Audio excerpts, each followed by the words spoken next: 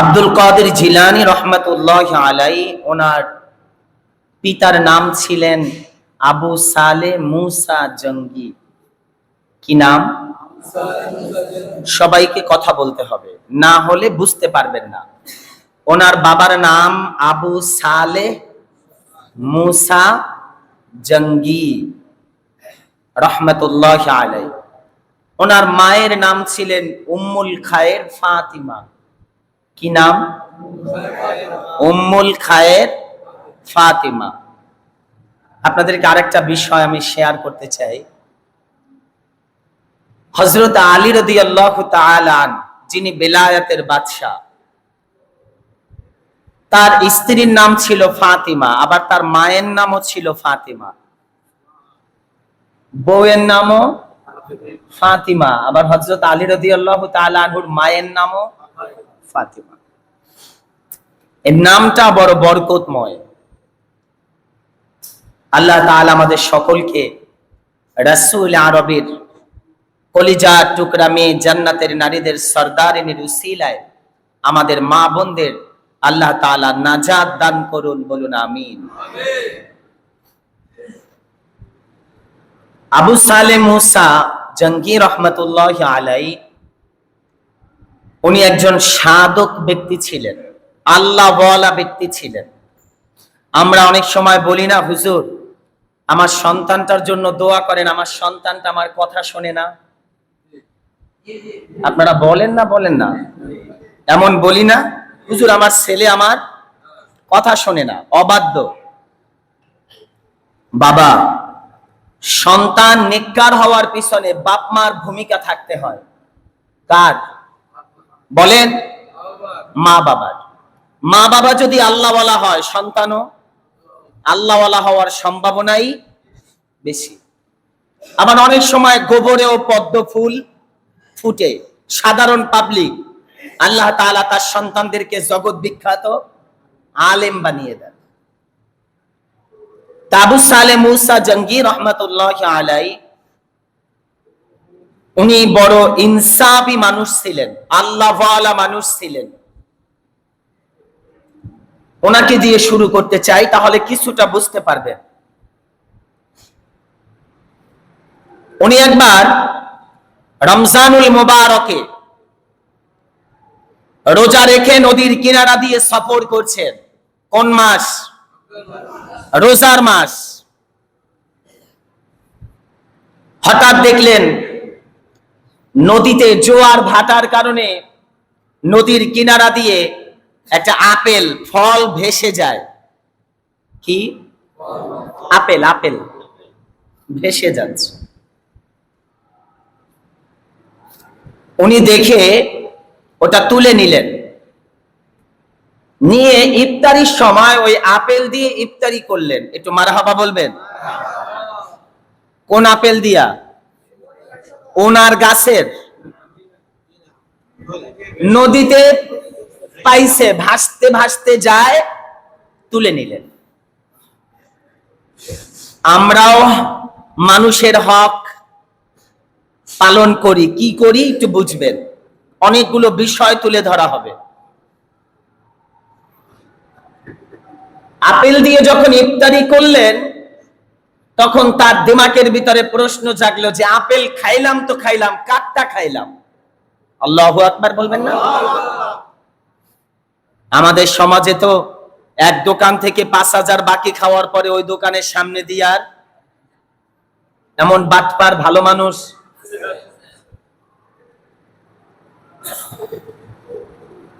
এমনও দোকানদাররা বলছে, হুজুর বাসার ঠিকানা দিছে উইটা, ওই বাসা থেকে ২-৩ মাস বাজার করছে, যখন ৩০-৩৫,০০০ বাকি হইছে, কোন দিন কোন সময় যে ঘর পাল্টাইয়ে এলাকা ছাইরা গেছে এটারই খবর নাই। পরে শোনা গেছে যে এলাকা থেকে ১০-১২ দোকান থেকে, চাউলের দোকান থেকে চাল, ডালের দোকান থেকে ডাল, তেলের দোকান থেকে তেল, মুদির দোকান থেকে, মানে সবাইকে খাইয়া গেছে। এমন লোক আছে না নাই? আল্লাহর কসম, কোন ব্যক্তির শরীরে যদি হারাম যদি প্রবেশ করে, ওই শরীর আল্লাহর জান্নাতে যাবে।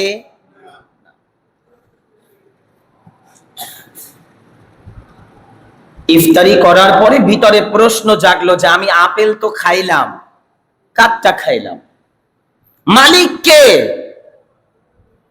তিনি আপেল খাওয়ার পরই আল্লাহ তাআলার কাছে তওবা করলেন, আল্লাহ কার ফল খেয়েছি আমি জানি না। উনি সঙ্গে সঙ্গে ঘর থেকে রাতের বেলা বের হলেন। কি হলেন? বের হলেন, নদীর কিনারায় গেলেন, গিয়ে যেই দিক থেকে ফলটা আসতেছিল তিনি ঠিক বরাবর উল্টা দিকে রওনা দিলেন নদী পথে।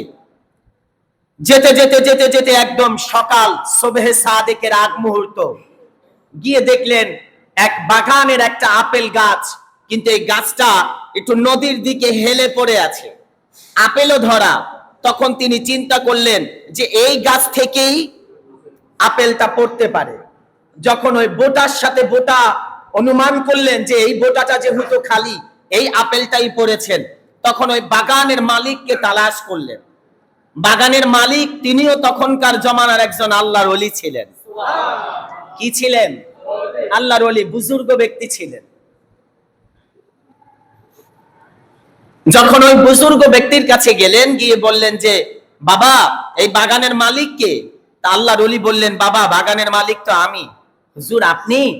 তাইলে আমি আপনার কাছে আসছি, আমাকে একটু ক্ষমা করবেন। কি হয়েছে বাবা বলেন? বলে হুজুর গতকাল আমি একটা ভুল করে ফেলেছি, আমানতের খেয়ানত করেছি।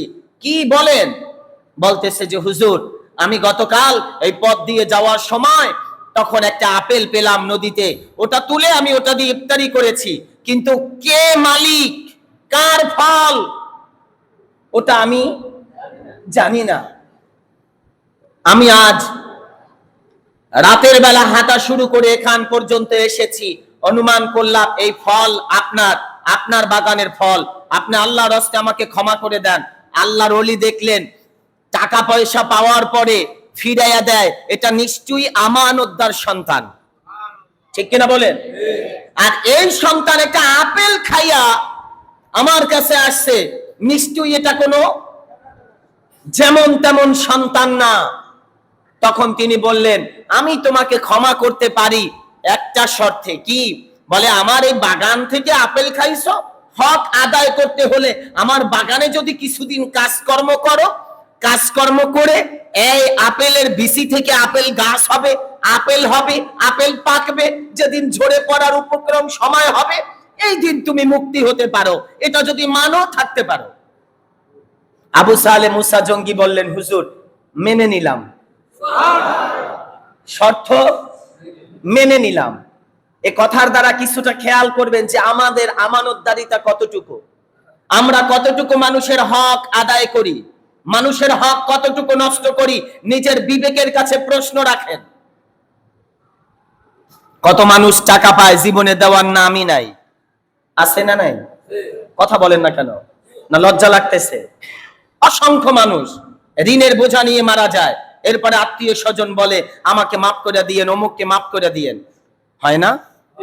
যদি মাফ না করে হাসরের ময়দানে আল্লাহ তাআলা যত হক চাইলে বান্দাকে ক্ষমা করে দিতে পারে, বান্দার হক আল্লাহ কখনো ক্ষমা করবেন। আবু সালে মুসা জঙ্গি রহমাতুল্লাহ আলাইহি তাকে রেখে দিলেন। দুইটা মত পাওয়া যায়, কোন বর্ণনায় 3 বছর, কোন বর্ণনায় 12 বছর। কত বছর? 12 বছর। এখানের খেদমত করলেন, বাগান পরিচর্যা করলেন। বাগানের আয় উন্নতি যখন হলো তখন একদিন আবু সালে জঙ্গি মুসা রহমাতুল্লাহ আলাইহি তিনি বললেন যে হুজুর আমাকে আজকের বিদায় দেন, আমি যেতে চাই। মালিক বললেন তোমার হক আদায় হয়েছে, তবে এখনো একটু বাকি। হুজুর কি বাকি? বলে আমি তোমাকে ক্ষমা করতে পারি, এই বাগানের তো কিছু হকদার আমার মেয়েও আছে। সুবহানাল্লাহ বলবেন না? কে?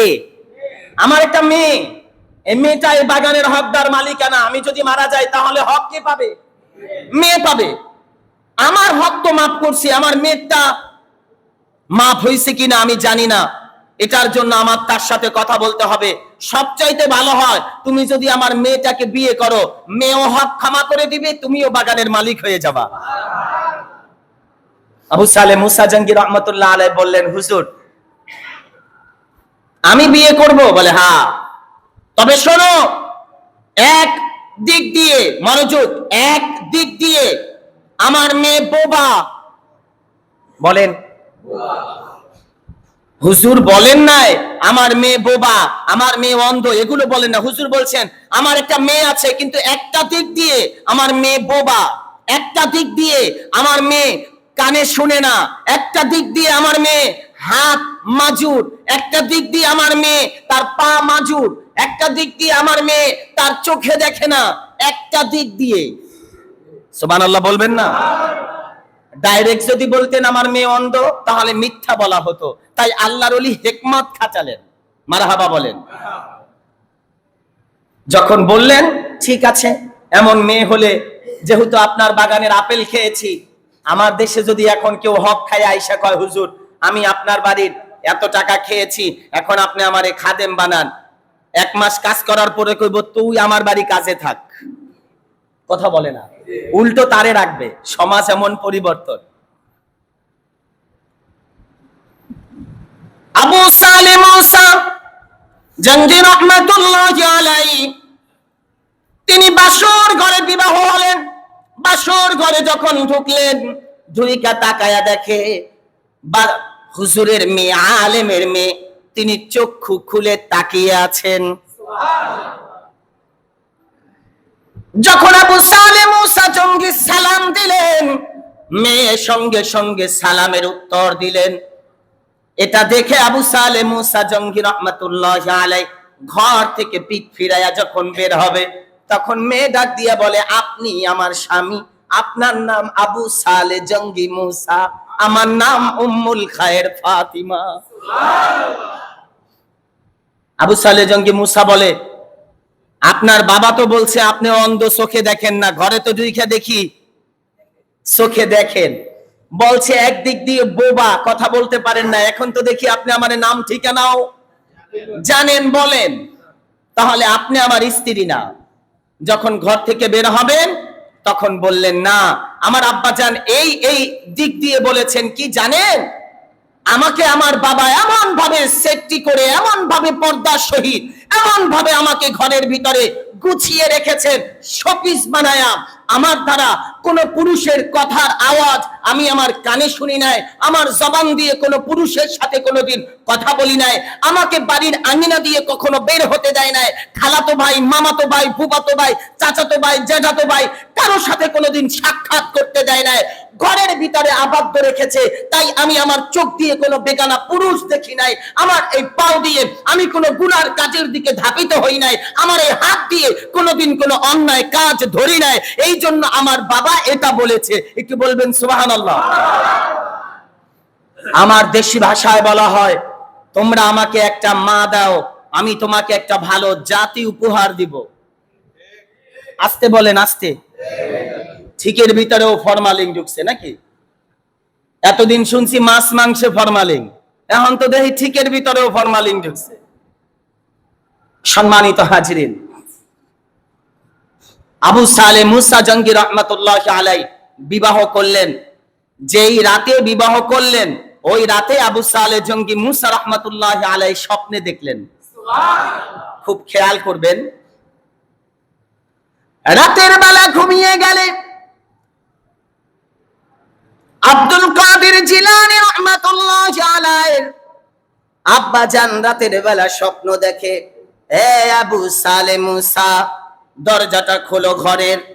ঘরের দরজাটা যখন খুলে দিলেন, লক্ষ্য করে তাকায়া দেখে তার ঘরের দরজায়, ঘরের সামনে দোজাহানের বাদশা রাহমাতাল লিল আলামিন নবী তাশরীফ এনেছেন। ডাক দিয়ে বলতেছে, আবু সালে মুসা, আমি তোমাকে শুভ সংবাদ দিয়ে যাই, তোমার বংশে আমার এমন এক সন্তান আসবে যাকে আমি রহমতের নবী কামলিওয়ালা বেলায়াতের বাদশা বানায়া দিছি, যার পিঠের ভিতরে কদমের ছাপ থাকবে। এ কদম যার, তার না আমি রহমাতাল লিল আলামিন নবী কামলিওয়ালার কদম মোবারকের ছাপ পাওয়া যাবে। এজন্য গাউসে পাকের মা উম্মুল খায়ের ফাতেমা বলেছেন, আমার সন্তান ভূমিষ্ঠ হওয়ার পরে দুই সিনা এর মাঝামাঝি বরাবর আমি দেখলাম রহমতের নবীর নালাইন শরীফ জুতা মুবারকের ছবি।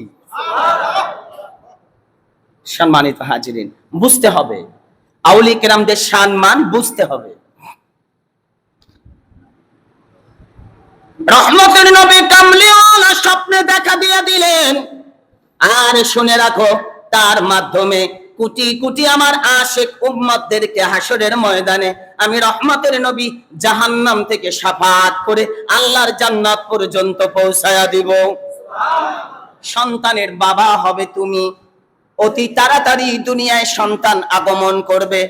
ঘুমে দেখলেন, স্বপ্নে, আপনারা বলেন রহমতের নবীকে স্বপ্ন দেখা কি স্বপ্ন না বাস্তব? আল্লাহর হাবিব বলে, মান রাআনি ফিল মানামি ফাকাদ রাআল হাক্কা ফা ইন্নাশ শাইতানা লা ইয়াতামাসসালু সূরাতি। অপর হাদিস আছে, মান রাআনি ফিল মানামি ফাকাদ রাআল হাক্কা ফাসায়ারানি ফিল ইয়াকযা। যেই ব্যক্তি আমি রহমতের নবীকে স্বপ্ন দেখবে, এটা স্বপ্ন না, ওটা বাস্তবই দেখলো। কারণ আমি নবীর সূরত ইবলিস শয়তান ধরতে পারে না। শয়তান যার তার মতো হতে পারলেও আমি নবীর মতো, আবার বলেন আমি নবীর মতো হতে পারে না। এ কথা কার? শয়তানের। কার? শয়তান বলে আমি আমার নবীর মতো হতে পারি না, আমার নবী বলে শয়তান আমার মতো হতে পারে না। বর্তমান 2025 সালে আইসা দেখি উম্মাত দাবি করে, কয় নবী আমার মতো। এখন শয়তান পাশে বসে ডাক দিয়ে কয়, এই ইবলিস দেখছস নি, আমি কই আমি নবীর মতো না, নবী কয় আমি নবীর মতো না, আর ও কইতে আছে নবী আমার মতো। তাহলে আমি বড় শয়তান না, ও আমার চাইতেও বড় শয়তান। কিভাবে বলে উম্মত নবীর মতো? কিভাবে বলে? আন্দাজ কোথায়?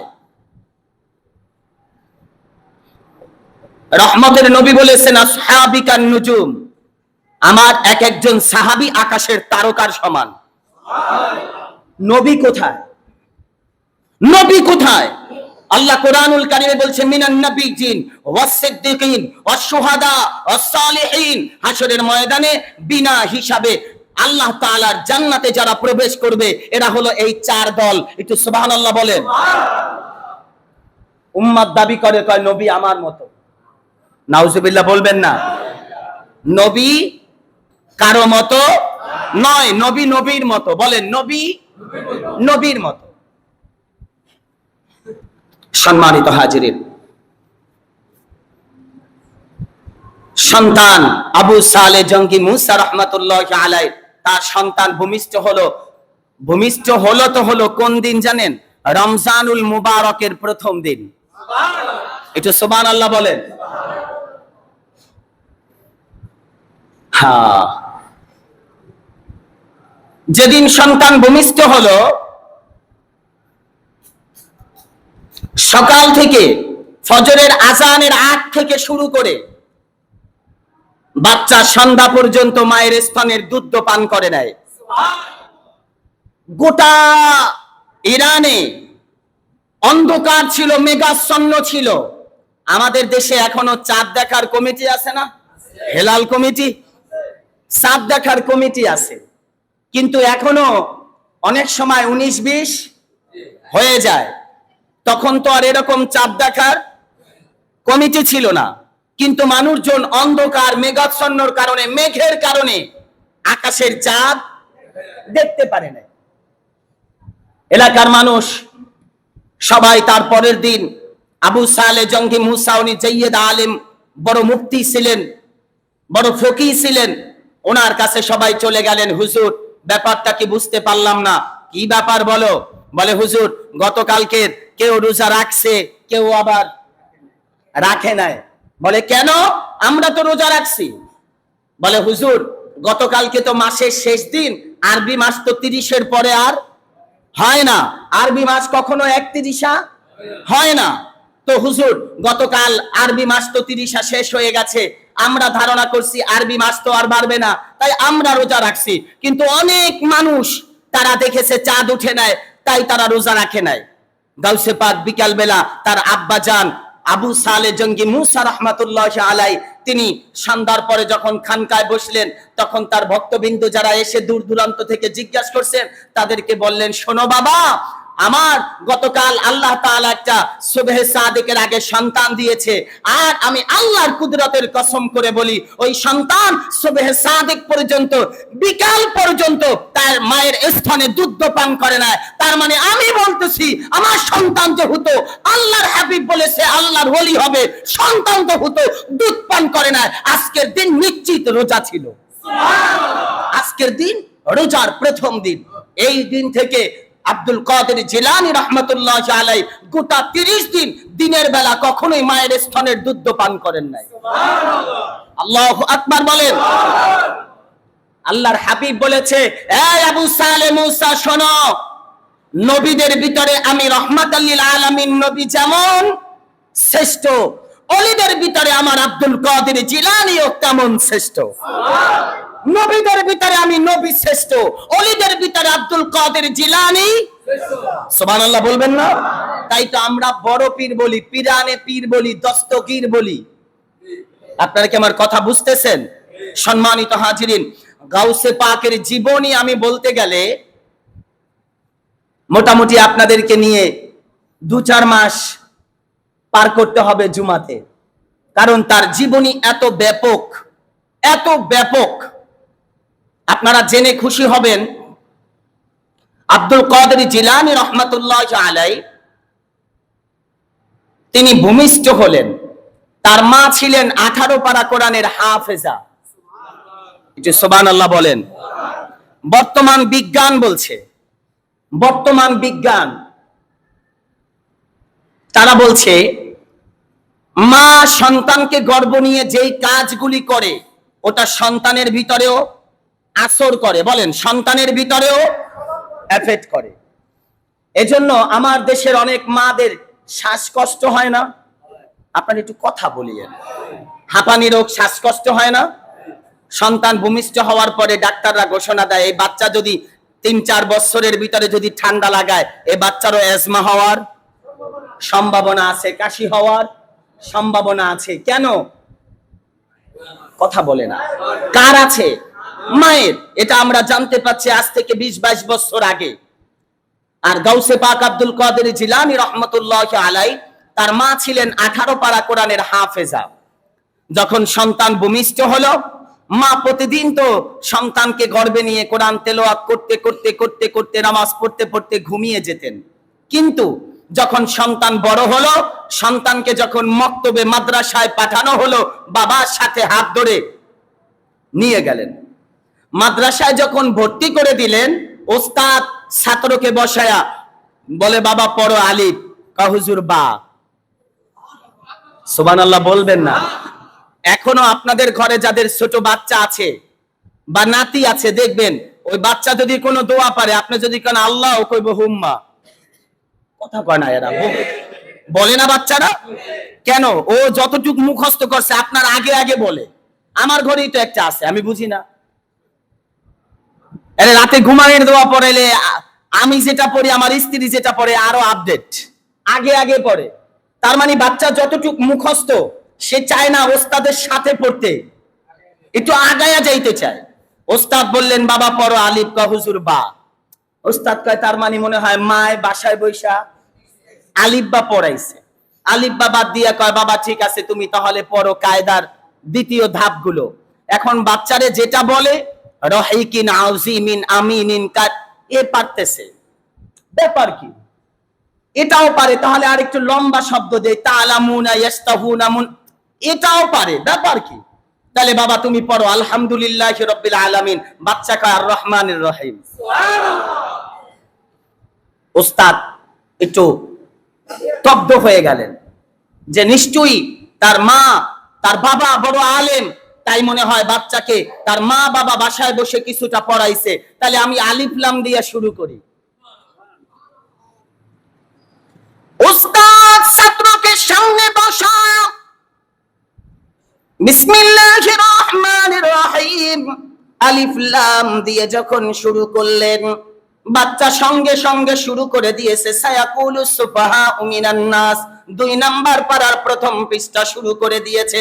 ওস্তাদ 3 নাম্বার পারা থেকে তিলকার রুসুল ফাদ্দালনা বাদাহুম আলা বাদ, ছাত্র লাং তানালুল বিররা হাত্তা তুনফিকু, ওস্তাদ আল মুহসানাতু মিনান নিসা, ছাত্র লা ইউহিব্বুল্লাহুল জাহরা। এভাবে এক পারা ওস্তাদ পড়ে, ছাত্র আর এক পারা। ওস্তাদ 2 পড়লে ছাত্র 3, ওস্তাদ 4 পড়লে ছাত্র 5। ছাত্র যা পড়ে ওস্তাদের এক ধাপ আগে। ওস্তাদ পড়ে 17 পারা, ছাত্র 18তম পারা মুখস্থ ওস্তাদকে শোনায়া দেয়।